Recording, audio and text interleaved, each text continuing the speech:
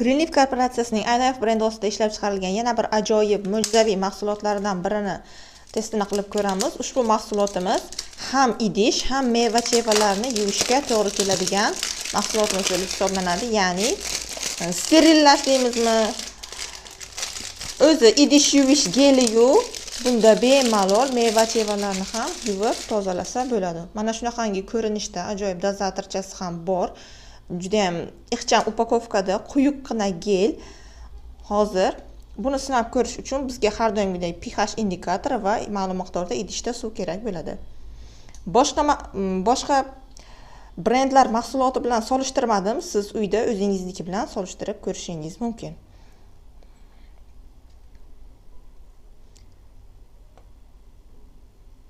Mana shunaqangi quyuqqina. Ya'ni bu bilan ancha narsa yuvsa bo'ladi, bemalol.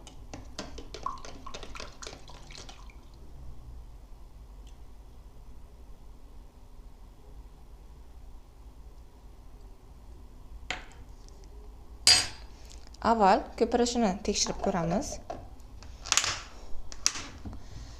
Mevalarni yuvgandan keyin, ya'ni bu bilan yuvgandan keyin chayish shart emas. Organizmga ham hech qanaqa zararli yomon ta'siri yo'q. Mana. To'lib ketdi idish. 100 gram suv olgan edim o'zi. Endi Greenleaf mahsulotlarini ajralib turadigan xususiyatini tekshiramiz, ya'ni bu qanchalik darajada tarkibida ximikati mavjud yoki mavjud emasligini.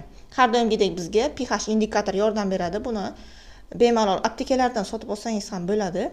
Mana bu yerdagi ranglari qanchalik darajada tarkibida ximikati mavjud yoki mavjud emasligini bildiradi. Agar qog'ozchamizning rangi o'zgarmasa, demak tarkibida hech qanaqa ximikat yo'q. Agar mana bulardan qaysidir bir rangda bo'lsa, demak tarkibida ma'lum bir miqdorda ximikati mavjud bo'lib hisoblanadi.